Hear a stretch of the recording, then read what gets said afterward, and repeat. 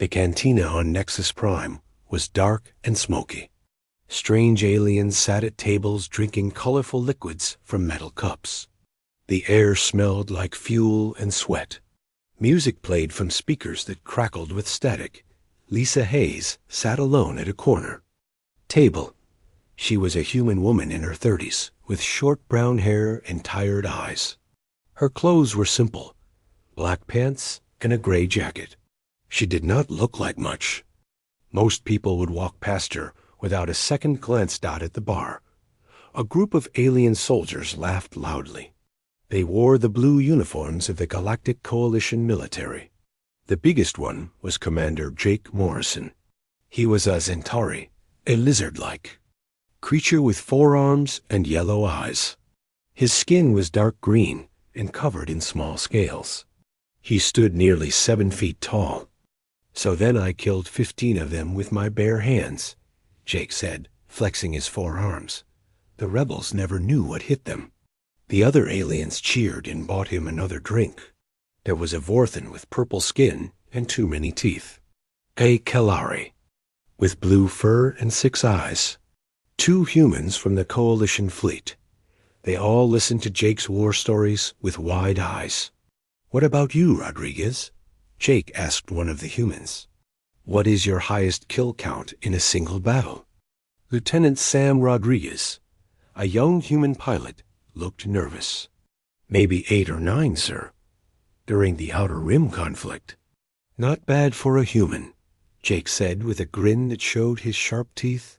"Humans are not natural fighters like us Centauri. But you try hard." Lisa took a sip of her drink and continued to listen.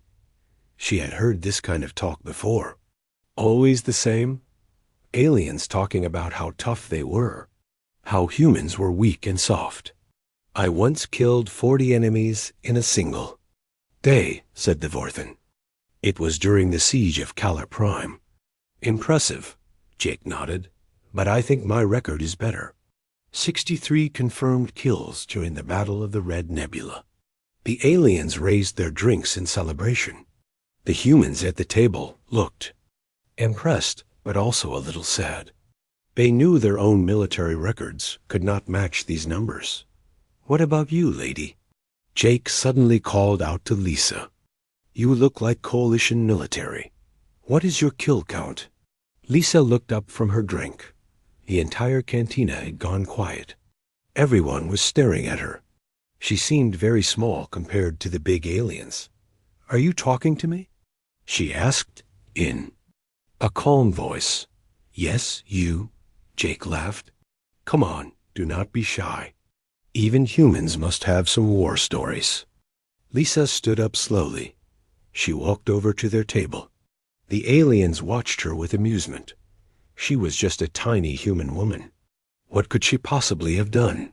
"You want to know my kill count?" Lisa asked. "Sure," Jake said. "Make us laugh." Lisa pulled out an empty chair and sat down. She looked around the table at all the alien faces. Then she spoke in a quiet voice. 3,412 confirmed kills. The cantina went completely silent. Even the music seemed to stop. Jake's yellow eyes went wide. His mouth opened, but no sound came out.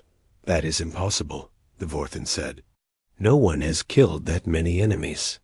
"You are lying," Jake said, his voice getting angry. "Or you are counting civilians. Only a coward would count innocent people." Lisa's face did not change. She looked at Jake with calm eyes. "I do not count civilians. I have never killed an innocent person. Every single kill was a hostile combatant." "Prove it," Jake demanded. He slammed his 4 fists on the table. "Show us proof, or admit you are a liar." Lisa reached into her jacket. Jake tensed, thinking she might pull out a weapon. Instead, she pulled out a small flash drive. It was black and no bigger than her thumb. She placed it on the table in front of Jake.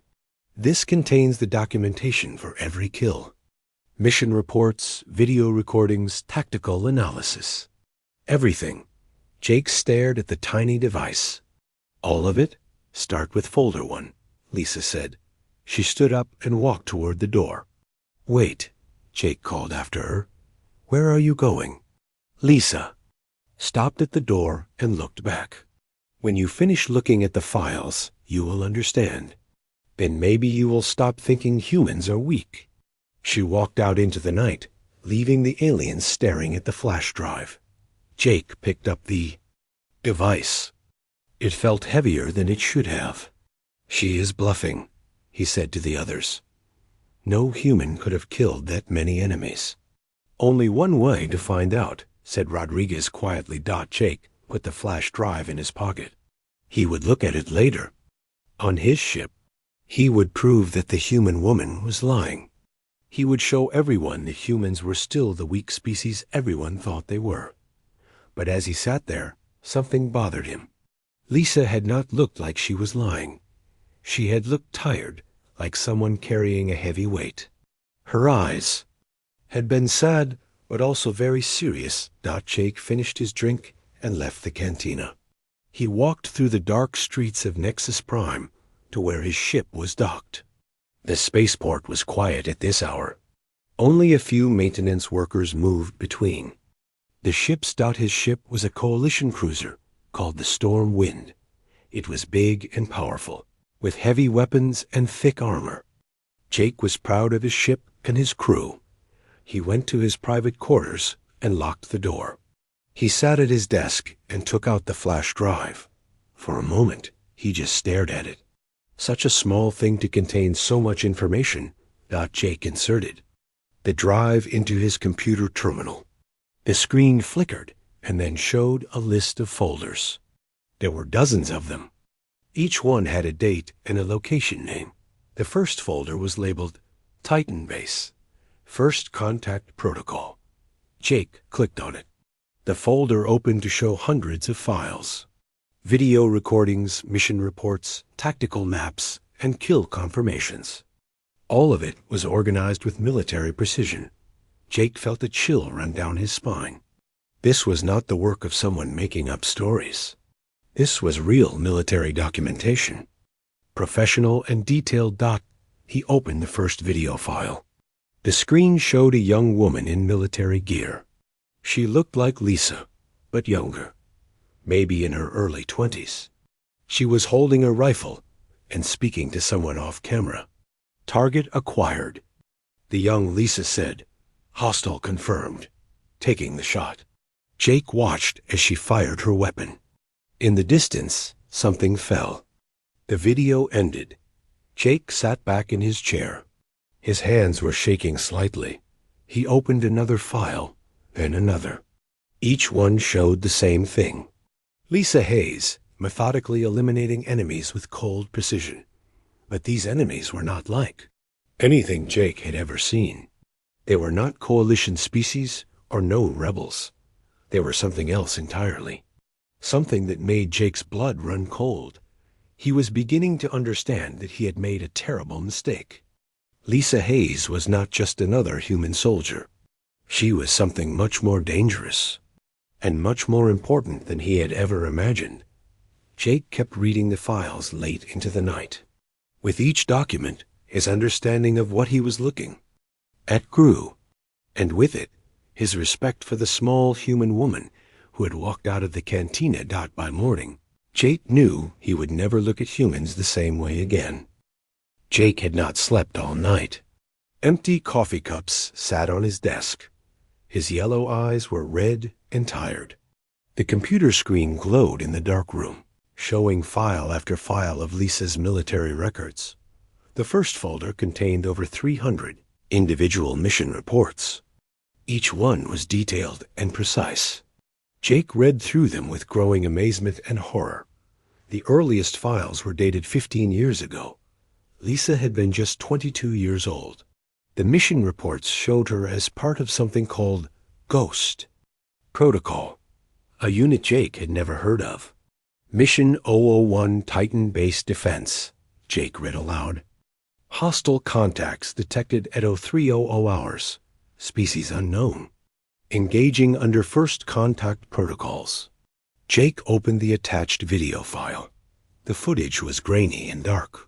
It showed Lisa and 5 other human soldiers moving through a military base. Emergency lights flashed red. Alarms blared in the background. "Contact front," someone shouted. The camera shook as gunfire erupted. Jake leaned forward. In the darkness, he could see shapes moving. They were not human. They were not any species he recognized. The creatures moved wrong, like they were controlled by something else. "What are those things?" Jake whispered. Lisa's voice came through. "The audio. Stay in formation. Aim for the head. Do not let them get close." The young Lisa moved with deadly precision. She fired her weapon in controlled bursts. Each shot found its target. The strange creatures fell one by one. 17 hostiles down, Lisa reported. "Area secure." Jake paused the video. He had seen many soldiers in action, but Lisa's movements were different. She was calm under pressure. Every action had a purpose. She wasted no shots, made no mistakes. Jake opened another file. This one was a tactical analysis written by Lisa herself. "The enemy shows signs of hive mind behavior," she had written. "Individual units sacrifice themselves without hesitation. They seem to share information instantly. Traditional military tactics are ineffective against this type of coordination." Jake frowned. Hive mind behavior? He had never heard of such a thing. In all his years of coalition service, he had never encountered enemies like this. He opened more files. Each mission report showed the same pattern. Strange creatures attacking. Human installations. Lisa and her team fighting them off. Always outnumbered, always outgunned, but somehow always winning. Mission 047 Colony Ship Rescue. Jake read. Civilian transport attacked by unknown hostiles. Estimated 500 enemy contacts. Ghost protocol team dispatched for evacuation support. Video file showed Lisa and her team boarding a massive colony ship. The corridors were dark and filled with the sounds of battle. Human colonists screamed in terror as the strange creatures hunted them. "Move the civilians to the escape pods," Lisa ordered. "I will hold them off." Jake watched in amazement as Lisa single-handedly defended a corridor while hundreds of colonists evacuated behind her. She fought for 3 hours straight, never retreating, never showing fear. 93 confirmed kills, the mission report concluded. All civilians evacuated safely. Jake rubbed his tired eyes. He was beginning to understand what he was looking at. These were not normal military operations. This was something much bigger. He opened a file labeled Intelligence Analysis. Species Classification. The document was written by someone named Dr. Alex Carter. It contained detailed information about the enemy creatures Lisa had been fighting. Subject species designated as devourers, Jake read. Highly aggressive hive mind entities. Primary. Goal appears to be consumption of organic matter and expansion of territory. Jake's blood ran cold. He had heard whispers of the devourers in intelligence briefings. They were considered a myth, a story told to frighten new recruits, but here was proof that they were real. Devourers show ability to adapt quickly to new situations, the report continued. They learn from each encounter and modify their tactics accordingly. Only human forces have shown consistent success against devourer attacks. Jake leaned back in his chair. Why only humans? What made them special? He found the answer in another file. This one was titled Human Tactical Advantage Assessment. Devourer. Hive mind relies on predictable patterns, Dr. Carter had written. Most species follow logical tactical doctrines. Humans are unique in their ability to act unpredictably. This chaos confuses the devourer collective intelligence. Jake began to understand. The devourers could predict what most species would do in battle, but humans were different. They could think outside the rules. They could surprise the enemy, and Lisa Hayes was the best at it. Jake opened more mission files. Each one showed Lisa developing new tactics. She would do things that made no sense to a traditional military mind. She would retreat when she should attack. She would split her forces when she should concentrate them.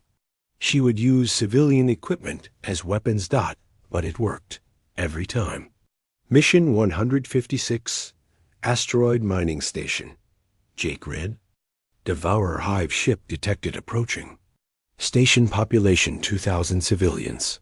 Ghost Protocol team size 8 soldiers.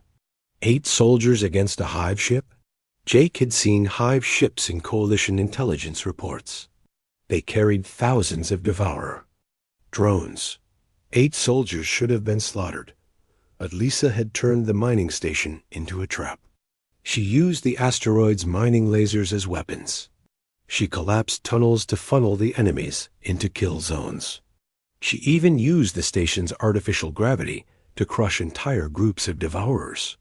Enemy Hive ship destroyed, the mission report concluded. Estimated 4,000 Devourer casualties. Human casualties 0. Jake stared at the screen. 4,000 kills in a single battle. And Lisa had done it with just 8 soldiers. He opened the video files from that mission.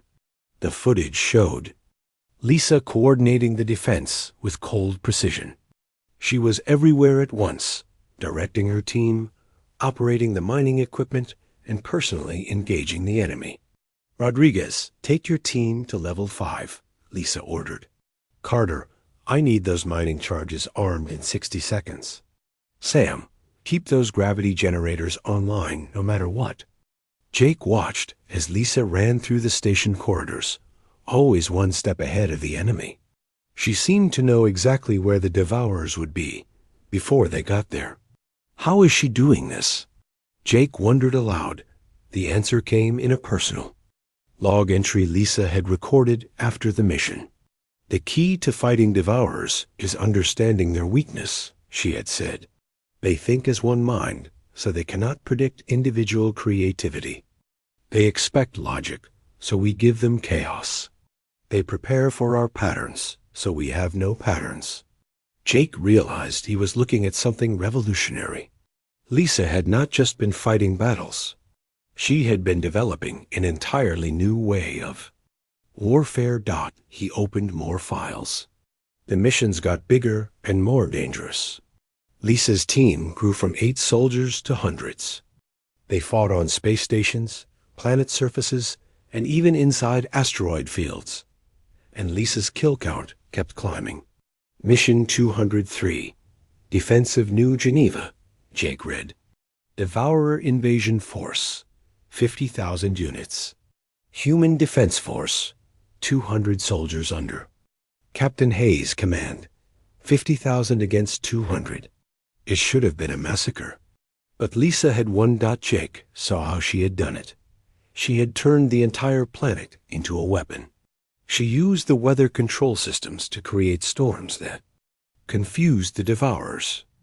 She collapsed buildings to create maze-like battlefields. She even used the planet's wildlife as distractions. Personal kills this mission, 347, the report noted. Total enemy casualties, 49,847. Human casualties, 23. Jake felt sick. He had bragged about killing 63 enemies in one battle. Lisa had killed 347 in a single day, while commanding a force that wiped out nearly 50,000 enemies, and she had been doing this for years. Jake looked at the folder list. He had only finished folder 1. There were 52 more folders waiting for him. He opened folder 2. The missions were even more intense. Lisa was now a major, commanding entire fleets of human ships. The Devourer attacks were getting bigger and more coordinated, but Lisa always found a way to win. Jake realized he was not just looking at military records. He was looking at the documentation of a secret war. A war the Coalition had never known about. A war the humans had been fighting alone. And Lisa Hayes had been at the center of it all. Jake stood up and walked to his window. Outside, he could see the lights of Nexus Prime. Thousands of different species lived and worked on the station. They all went about their daily lives, never knowing how close they had come to extinction. Jake looked back at the computer screen. Lisa's young face stared back at him from a mission briefing photo. She looked so serious, so determined. Jake began to understand why Lisa had looked so tired in the cantina. She carried the weight of this secret war on her shoulders. She had saved the galaxy, and no one could ever know about it. He sat back down at his desk and opened the next file. He had a lot more reading to do. Jake had been reading for 2 days straight. His crew was starting to worry about him. He had not left his quarters or answered any communication requests. Empty food containers covered his desk. His uniform was wrinkled and stained with coffee, but Jake could not stop reading. Each folder revealed more incredible information about Lisa Hayes and the secret war she had fought. By folder 10, Lisa had been promoted to colonel. She was now in command of the entire Ghost Protocol operation. The war against the Devourers had spread across multiple star systems. Operation Dark Shield, Jake read. Devourer Advance Force detected in Kepler Sector. Estimated invasion timeline, 72 hours. Ghost Protocol assets, 15 ships, 3,000 personnel. Jake opened the tactical analysis. The Devourers were sending a massive fleet toward Coalition space. If they succeeded, they would reach the core worlds. Within weeks, billions of innocent aliens would die, but the Coalition military had no idea the threat existed. They were busy with trade negotiations and territorial disputes. They had no defenses prepared for something like the Devourers. Lisa Hayes and her Ghost Protocol forces were the only thing standing between the galaxy and total destruction. Jake watched the battle recordings with growing amazement. Lisa commanded her fleet like a master chess player.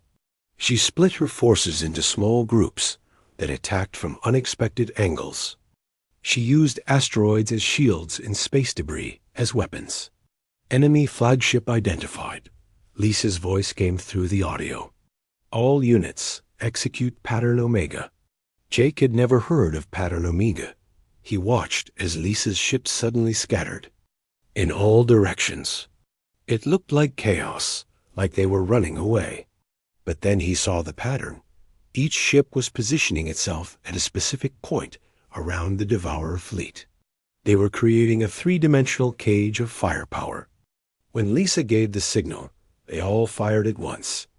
The Devourer flagship exploded in a brilliant flash of light. The entire enemy fleet was destroyed within minutes. Personal kills this operation, 1,847, the mission report noted. Total enemy casualties, 124,000. Human casualties, 12. Jake paused the video. Lisa had killed nearly 2,000 enemies in a single battle. Her tactical genius had saved an entire sector of the galaxy. And she was just getting started. Jake opened folder 20. Lisa was now a general, commanding multiple fleets and ground forces. The files showed her developing new weapons and tactics, specifically designed to fight Devourers. Chaos Protocol implementation, Jake read. New tactical doctrine based on human unpredictability. Training manual for all Ghost Protocol forces. Jake found the training manual. It was written by Lisa herself. As he read it, he began to understand the full scope of her genius. Traditional military thinking relies on logical patterns, Lisa had written. The enemy can predict and counter these patterns. The Chaos Protocol embraces human creativity and adaptability. We fight without patterns, think without rules, and win without following any doctrine except victory. Jake realized he was looking at a completely new form of warfare. Lisa had not just been fighting battles. She had been reinventing how wars were fought. He opened the video files from the training sessions. Lisa was teaching human soldiers to think like artists instead of soldiers.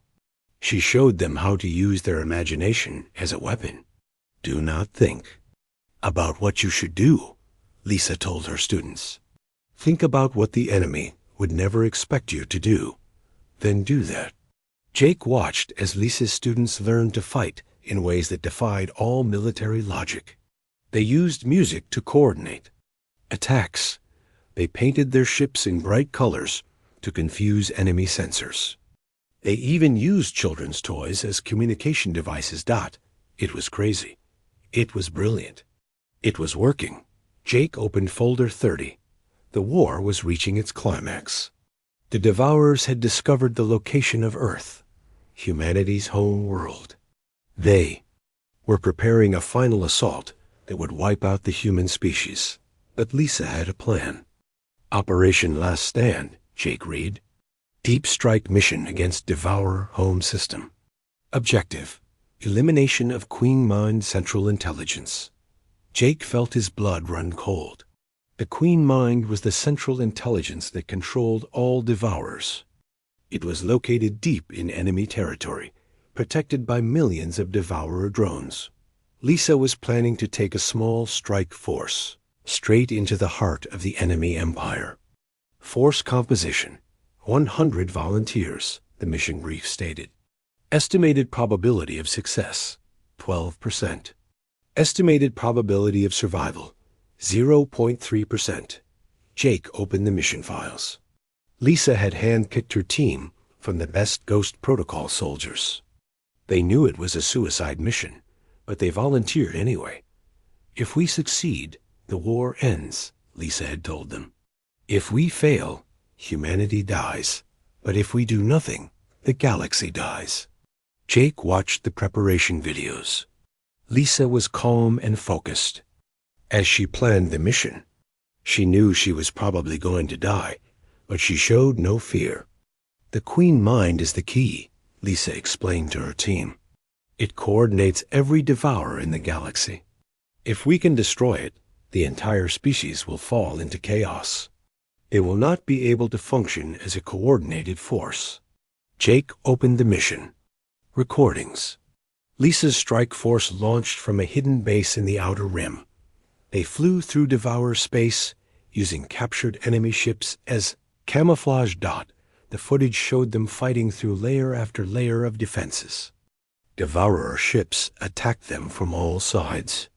Lisa's team fought with desperate courage, knowing that failure meant extinction for their species.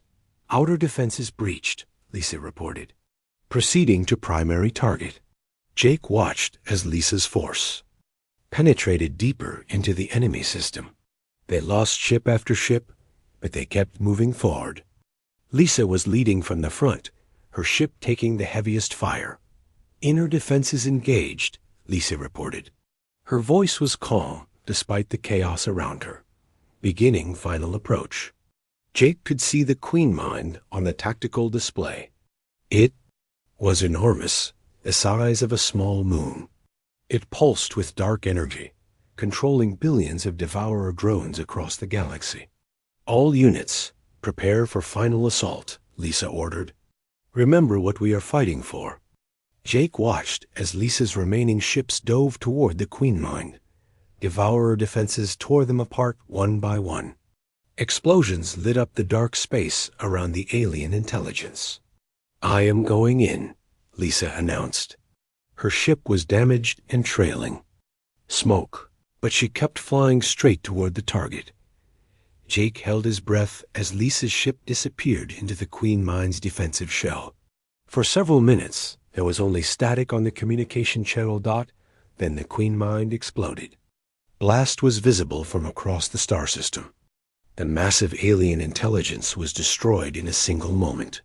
Immediately, Devourer forces throughout the galaxy began to malfunction. Mission accomplished, Lisa's voice came through the static. Queen Mind destroyed. All Devourer forces are going dark. Jake opened the post-mission analysis. The destruction of the Queen Mind had worked perfectly. Without their central intelligence, the Devourers had become confused and disorganized. Their fleets scattered. Their ground forces stopped attacking. Within weeks, the entire Devourer species had collapsed. The greatest threat the galaxy had ever faced was eliminated, but the cost had been terrible. Of the 100 soldiers who had volunteered for the mission, only 4 survived. Lisa Hayes was one of them. Jake read her final mission report. Her writing was different now. Colder, more distant. Devourer threat eliminated, she had written. Total confirmed kills for this mission, 2,847. Total confirmed kills for entire war, 3,412. Jake stared at the number. 3,412. The exact number Lisa had given him in the cantina. But the files showed more than just numbers. They showed the price Lisa had paid for victory. Jake read through the casualty reports. Hundreds of soldiers, under Lisa's command, had died in the war. Friends, comrades, people who had trusted her with their lives. Jake found Lisa's personal logs from after the war. Her words were filled with pain and guilt. "We won," she had written. "The galaxy is safe. But I cannot forget the faces of everyone who died to make this possible. I carry their names with me. I remember every single one." Jake realized that Lisa's kill count was not just a number. It was a burden she carried every day. Each kill represented a life taken to save countless others. Each death was a choice she had made to preserve the galaxy. Jake opened the final folders. They showed Lisa's life after the war. She had left the military and become a private contractor. She took small jobs, helping with security and protection. She never talked about what she had done during the war. The Coalition had classified the entire Ghost Protocol operation as top secret. The public was told that the Devourer threat had been eliminated by a joint military operation. Lisa Hayes was never mentioned in the official reports. Jake closed the final file and leaned back in his chair. He now understood what he had witnessed. In the cantina, Lisa Hayes was not just a soldier with an impressive kill count. She was the woman who had saved the galaxy, and she had done it in secret, asking for nothing in return. Jake picked up the flash drive and held it in his 4 hands. Such a small device to contain such an incredible story.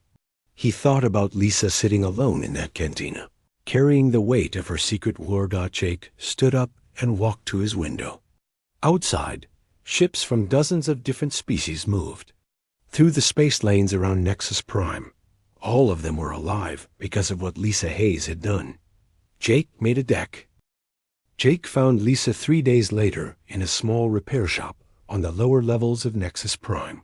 She was working on a damaged communications array, her hands steady as she soldered tiny components. She looked up when he entered, showing no surprise. At seeing him, "You finished reading the files," she said. It was not a question. Jake nodded.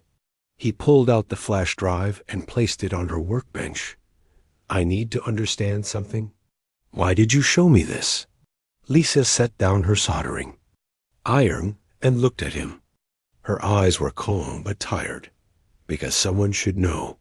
And because you needed to understand what humans really are." Jake sat down on a nearby crate. The repair shop was quiet, except for the hum of electrical equipment. "The Coalition has no idea what you did. They think the Devourer threat was eliminated by a standard military operation." "That was the plan," Lisa said. "The galaxy is safer if people do not know how close we came to extinction. Panic helps no one, but you deserve recognition. You saved billions of lives." Lisa picked up another component and began working on it. Recognition was never the point. Survival was the point. We succeeded. Jake watched her work. Her movements were precise and efficient, just like in the battle recordings. "How many people know the truth? Besides you? Maybe 20 people in the entire galaxy. Most of them are dead now." Jake thought about the casualty reports he had read. So many names. So many lives lost. I saw the personal logs. I know what this cost you. Lisa's hands paused for a moment.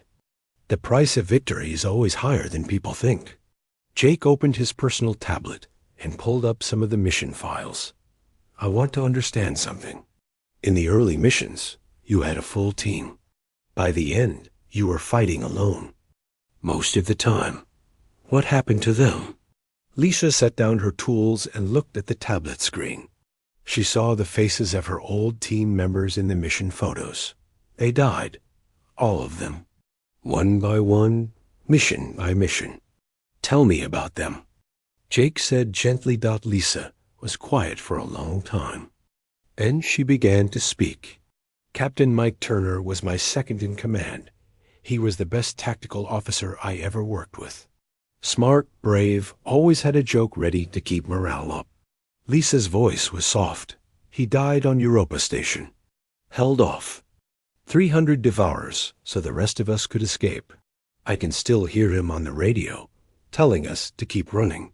Jake looked at the mission file. Europa Station had been one of the bloodiest battles of the war.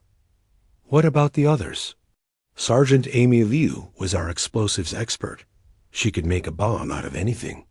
Coffee maker, children's toy, even a toothbrush. She died on Kepler 7, taking out a Devourer command ship. The explosion was so big, it lit up the whole system. Lisa picked up a small photo from her workbench. It showed her with a group of soldiers, all of them smiling. They looked young and hopeful. Lieutenant Danny Ross was our pilot. Best flyer I ever saw. He could make a transport ship dance like a fighter. He died protecting a refugee convoy. Flew his damaged ship straight into a Devourer cruiser. Jake saw the pain in Lisa's eyes as she talked about her fallen friends. How did you keep going? Because giving up meant everyone else would die too. Every mission, every battle, every loss just made it more important to finish the job. Lisa put the photo back on the workbench. Dr. Alex Carter understood that. He kept working even when the odds were impossible. Dr. Carter survived the war, Jake said, remembering the name from the files. Yes, he runs a research station now in the Outer Rim, still developing new technologies, but peaceful ones now. Medical equipment, communication systems, things that help people instead of killing them. Jake pulled up another file. I read about the final mission, the assault on the Queen Mind. You lost 96 people in that battle. Lisa's face became very still. I remember every name, every face. They volunteered knowing they would probably die. They did it anyway, because it was the only way to save everyone else.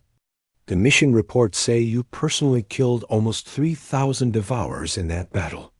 I was the only one who made it to the Queen Mind itself. The others died getting me there. Lisa's voice was barely above a whisper.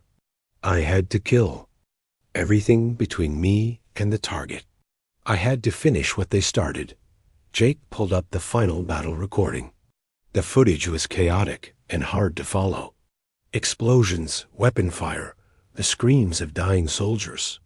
But through it all, Lisa's voice remained calm and focused. I watched the recording, Jake said. You fought for 6 hours straight. How did you survive that? Lisa looked at the screen. Training, luck, stubbornness, and knowing that if I failed, everyone who had died would have died for nothing. Jake saw something in the recording that he had missed before. You were injured. Your suit was damaged. You were bleeding. But you kept fighting.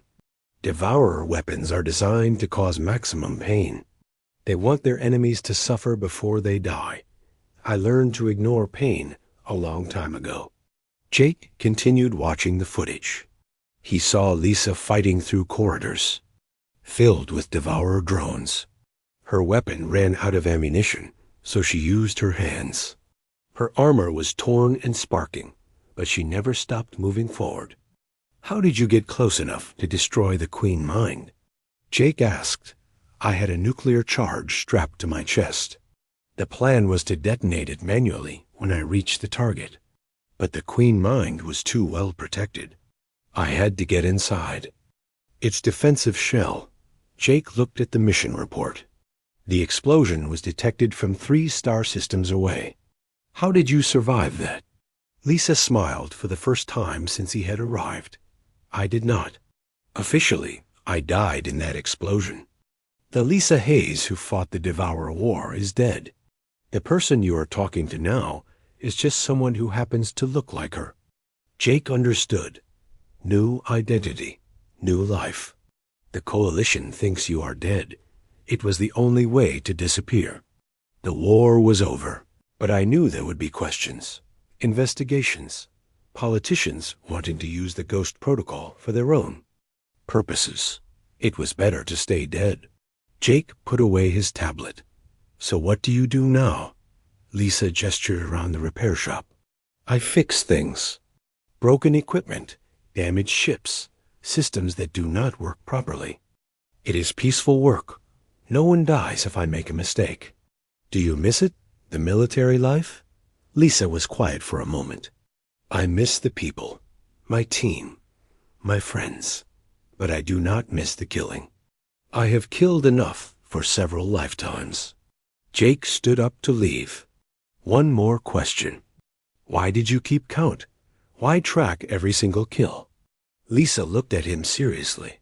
Because every number was a person. Even if they were enemies, even if they were trying to destroy everything I cared about, they were still lives. I owed it to them to remember that taking a life is never easy, never casual. The moment you stop counting is the moment you stop being human. Jake felt a chill run through him. He thought about his own bragging in the cantina, how casually he had talked about his kill count. I understand now why you looked at us the way you did that night. You were treating death like a game, like a competition to see who was the toughest warrior. But killing is not a game. It is a responsibility. Every life you take should weigh on you, or you become something worse than the enemies you fight. Jake picked up the flash drive from the workbench. What should I do with this information? The Coalition should know what humans are capable of. They should know what you sacrificed. Lisa shook her head. The Coalition sees humans as junior partners because that is safer for everyone. If they knew what we were really capable of, they would either fear us or try to use us. Neither option leads to peace. But the disrespect, the way they treat human forces as weak ... double quotes, let them think that. Underestimation is sometimes the best protection. As long as the galaxy is safe, it does not matter what people think about humans. Jake looked around the small repair shop. It seemed impossible that the woman who had saved the galaxy was now fixing broken equipment in a basement workshop. Does it bother you? Being forgotten? Having no one know what you did? Lisa picked up her soldering iron and returned to her work. I have something better than recognition. I have the knowledge that I did what needed to be done. Every morning, I wake up in a galaxy where children can play safely, where families do not have to fear the darkness between the stars. That is worth more than any medal or statue. Jake watched her work for a few minutes. Her hands were steady and sure, repairing the damaged equipment with the same precision she had once used to save the galaxy. The other survivors from the final mission. What happened to them? Captain Steve Morgan runs a small trading company near the Rim. He transports medical supplies to frontier colonies. Lieutenant Kate Wilson became a teacher on New Earth. She works with orphan children, helping them find new families. Commander Bill Santos retired to a farming planet. He grows food for refugee settlements. They all chose quiet lives. We had seen enough violence for several lifetimes. Now we just want to help people in small ways. Fix things instead of breaking them. Build instead of destroying. Jake stood up and walked to the door. I want to tell you something. Before I read those files, I thought humans were weak, soft, not real warriors. I was wrong. Lisa looked up from her work.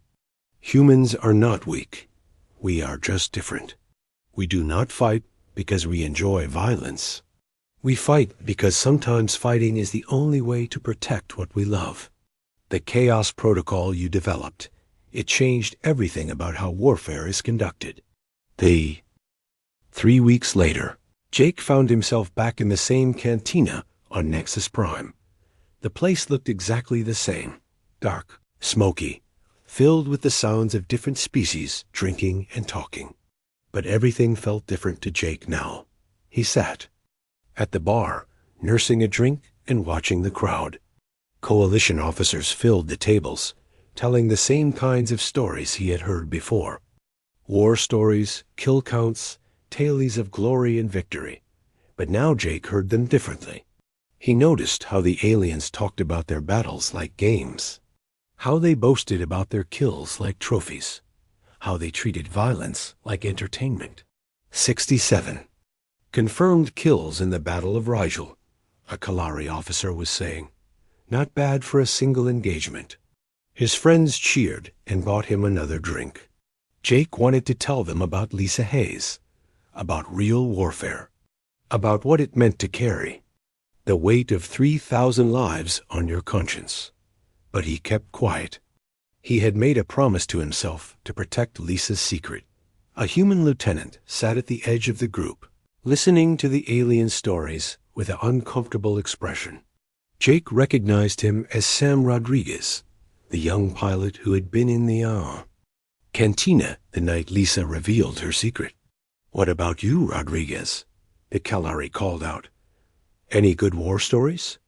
Sam shifted uncomfortably. "Not really. Most of my missions have been transport runs, moving supplies, evacuating civilians. Nothing exciting." The aliens laughed. "Typical human work," one of them said. "You people are good at the support roles. Leave the real fighting to us." Jake felt anger rise in his chest. He wanted to stand up and tell them the truth. Tell them that humans had fought and won the greatest war in galactic history, while these same aliens were making trade deals and signing peace treaties. But he controlled himself. Lisa was right. Some truths were too dangerous to share. Jake finished his drink and left the cantina. He walked through the corridors of Nexus Prime, thinking about the conversations he had been having with other Coalition officers. Everyone treated humans the same way, as junior partners, support troops, useful but not dangerous. It was perfect camouflage. Jake made his way to the lower levels, to Lisa's repair shop. He had been visiting her regularly, bringing her broken equipment from his ship. It gave him an excuse to talk to her, to learn more about her experiences. He found her working on a navigation computer, her tools spread across the workbench. She looked up when he entered. "Commander Morrison," she said with a small smile. "What broken thing did you bring me today?" Jake pulled out a damaged communication device. "My engineer says it cannot be fixed. Something about the quantum resonance being permanently disrupted." Lisa took the device and examined it. "Your engineer does not understand quantum mechanics very well. This is a simple repair." She began taking the device apart with practiced efficiency. Jake watched her work. "I have been thinking about our conversation, about the price of victory." "What?" "About it? You said every kill should weigh on a person.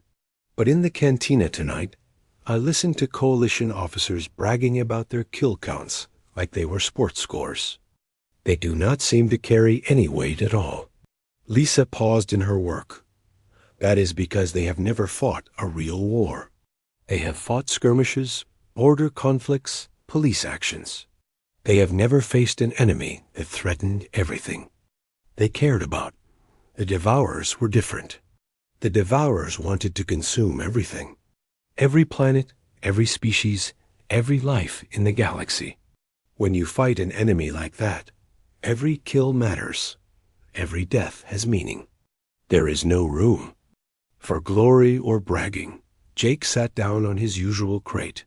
I keep thinking about what you said, about humans being underestimated, being a form of protection. Fear makes people do stupid things.